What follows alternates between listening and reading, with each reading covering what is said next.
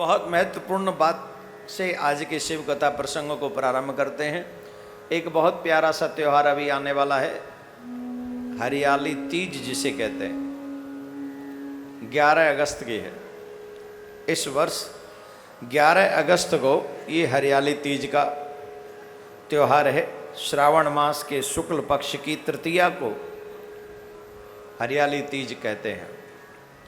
बड़े ध्यान से सुने, जिन कन्याओं के विवाहों में बाधा पड़ती है, काफ़ी कन्याएं या उनकी माताएं या उनके पिता ये बात कहते हैं कि हमारे कन्या के लिए हमने बहुत सारा प्रयास किया है लेकिन उन्हें वर नहीं मिल रहा,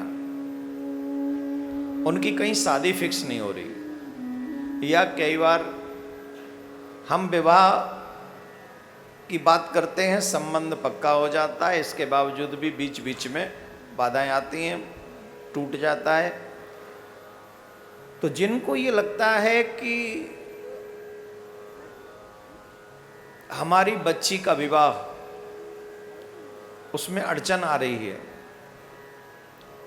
ऐसे लोगों को अपनी बच्चियों को, उन कन्याओं को प्रेरित करना चाहिए और उन्हें प्रेरित करके हरियाली तीज का व्रत कराना चाहिए।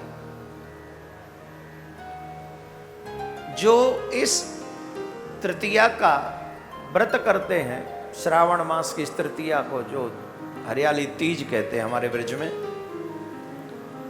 इसका व्रत करने पर विवाह में आने वाली सारी बाधाएं समाप्त हो जाती। ये व्रत थोड़ा कठिन है, निर्जला व्रत रखना चाहिए इसको। उस दिन पूरे दिन जल भी ग्रहण नहीं करना। अब जिंदगी भर के लिए पति अच्छा मिले उसके लिए एक दिन जल मत पियो और क्या करोगे भाई। पति अच्छा और पीने वाला ही मिल जाए तो वैसे ही दुखी हो जाओगे। तो उससे तो बढ़िया है कि एक दिन जल न पी के हम ये व्रत करें और पूरे मनोरथ के साथ ये व्रत करें, इस भाव के साथ व्रत करें कि हमें घर अच्छा मिले, वर अच्छा मिले। तो इस व्रत का एक फल है और फल ये है, जो भी कन्या इस तीज के व्रत को करती है उससे अच्छा घर और अच्छा वर मिलता है। और यही व्रत सुहागिनों को भी करना चाहिए। सुहागिनों को उस दिन, हरियाली तीज वाले दिन, हरी साड़ी पहननी चाहिए, हरी चूड़ी पहननी चाहिए कांच की, और 16 श्रृंगार करके निर्जल व्रत उनको भी रखना चाहिए। इस कार्य से एक बहुत विशेष कार्य की उपलब्धि ये होती है कि जिन पतियों को ये समस्या है कि उनका कार्य आगे नहीं बढ़ रहा, प्रोग्रेस नहीं हो रहा, उनका बिजनेस आगे नहीं बढ़ रहा, पदोन्नति नहीं हो रही, अगर देवियां इस हरियाली तीज के व्रत को करें तो उनके पति को दीर्घायु प्राप्त होती है और उनके बिजनेस में प्रॉफिट होता है, उनके स्वास्थ्य में सुधार होता है। इसलिए सुहागिन देवियों को भी अपने पति के मंगल के लिए हरियाली तीज का व्रत करना चाहिए। एक विशेष बात ध्यान रखें, इस हरियाली तीज वाले दिन प्रत्येक सुहागिन को मां पार्वती के लिए सुहाग के सारे जो सामग्री होती है सुहाग की, वो अर्पण करनी चाहिए। हरी चूड़ियां अर्पण करे, हरी साड़ी अर्पण करे, मेहंदी अर्पण करे, सिंदूर अर्पण करे, काजल अर्पण करे, लाली, कुमकुम, ये अर्पण करना चाहिए। पायल, बिछुए, जो आपकी सामर्थ्य के अनुसार कार्य कर सकें। सुहाग के जो चिन्ह हैं उनको हरियाली तीज की शाम को माँ पार्वती को अर्पण करना चाहिए और हरियाली व्रत जो है उस व्रत की कथा सुननी चाहिए। अब अगर इसमें मैं शॉर्ट में कहूँ, ये इतना महत्वपूर्ण क्यों है? ये इसलिए इतना महत्वपूर्ण है कि इसी हरियाली तीज के दिन माँ पार्वती को भोलेनाथ ने उनका पति बनकर उनको प्राप्त होंगे, ऐसा वरदान दिया था। जो मां पार्वती कठोर तप कर रही थी, कठिन तपस्या कर रही थी, आज ही के दिन श्रावण मास क्यों इतना श्रेष्ठ माना जाता है? क्यों हम लोग समझते हैं कि श्रावण मास में हम शिव जी के बहुत करीब हैं? इस बात को हम लोग जानते, हम कथा में आगे बताएंगे। लेकिन इस व्रत की बात अगर हम करें तो इस पवित्र दिन ही बाबा भोलेनाथ ने यह स्वीकार किया था कि हाँ, हम तुम्हें पति के रूप में प्राप्त होंगे। इसलिए सुहागिन के लिए और सुहाग की तलाश कर रही कन्याओं के लिए यह व्रत महत्वपूर्ण है।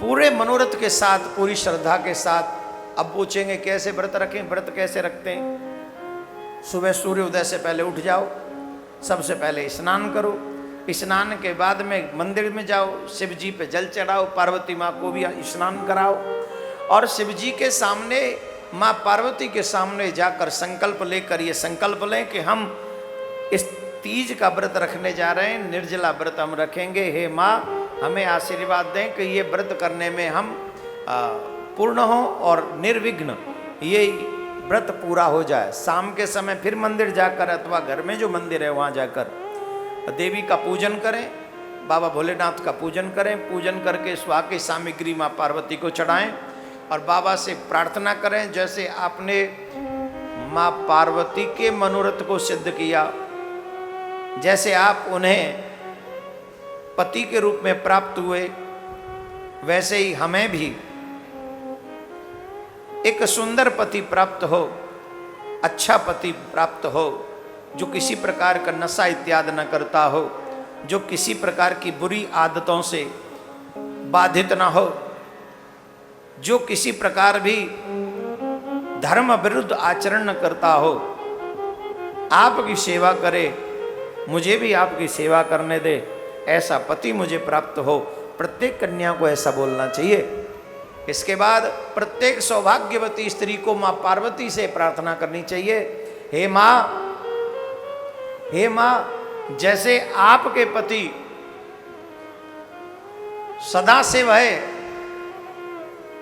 उनका विष भी बाल बांका नहीं कर सका, वैसे ही माँ आप मुझे आशीर्वाद दीजिए कि मेरे पति का भी कोई संसार में बाल बांका न कर सके।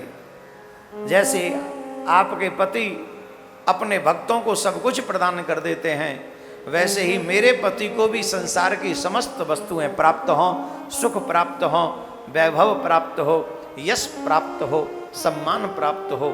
ऐसी प्रार्थना माँ पार्वती से उस दिन करें। तो 11 तारीख से पहले सुन लीजिए इसको, पूरा वीडियो को, और प्रत्येक सुहागिन जिस घर में हो सुहागिन के तक पहुंचा दीजिए। दावा मेरा है कि अगर आप पूरे नियम के साथ ये व्रत करेंगे तो जो कन्या विवाह के मनोरथ से ये व्रत करेंगी, अभी क्या चल रहा है, कौन सा महीना है? अगस्त, अगस्त है ना अभी, हैं? दिसंबर एंड से पहले पहले आपका विवाह हो जाएगा। और जिन्हें विवाह लेट करना हो वो निर्जला ना रखें, और जिन्हें जल्दी रखना हो, जल्दी जिन्हें पड़ी है कि नहीं कैसे भी हो जाए तो फंद कटे, तो अपना जल्दी व्रत करें और अपना आनंद लें। तो इस सुहागिन माताएं भी इसको सुने, अपने पति की आयु के लिए अपने व्रत करें थोड़ा संयम के साथ। झूठ नहीं बोलना है, क्रोध नहीं करना है, काम वासना से दूर रहना है, किसी को घृणा की दृष्टि से भी नहीं देखना है। कुछ नियम व्रत के दिन तो पालन करने चाहिए। क्रोध मत करो, ऊंचा नीचा मत बोलो, मधुर बोलो, ज़्यादा एक ही मंत्र जपते रहो जो समस्त मनोरथ को सिद्ध करने वाला मंत्र है, नमः शिवाय नमः शिवाय नमः शिवाय नमः शिवाय। हर एक पार्थिव शिवलिंग के निर्माण पे बोलते जाओ, ऐसे ही मंत्र ठोकते मत जाओ, बनाओ, निर्माण करो। जब तक शिव जी का नाम आप पार्थिव शिवलिंग निर्मित करते समय नहीं लोगे, तब तक वो मान्य नहीं कही जाती है, ध्यान रखो। हर एक पार्थिव शिवलिंग का निर्माण करते समय ये बोलते रहे, नमः शिवाय नमः शिवाय नमः। कथा सुनते रहो पर अपने मुख से बोलते रहो नमः शिवाय। तो इस व्रत को आप लोग अवश्य करें, यही आप सबसे आग्रह है। अपने घर में प्रसन्नता के लिए माताओं की अहम भूमिका होती है। जब माताएं व्रत करती हैं, नियम करती है, सभी भाइयों पे भी लागू है, पर माताओं के लिए विशेषतर राधे राधे बोलना पड़ेगा। और जोर से बोलिए।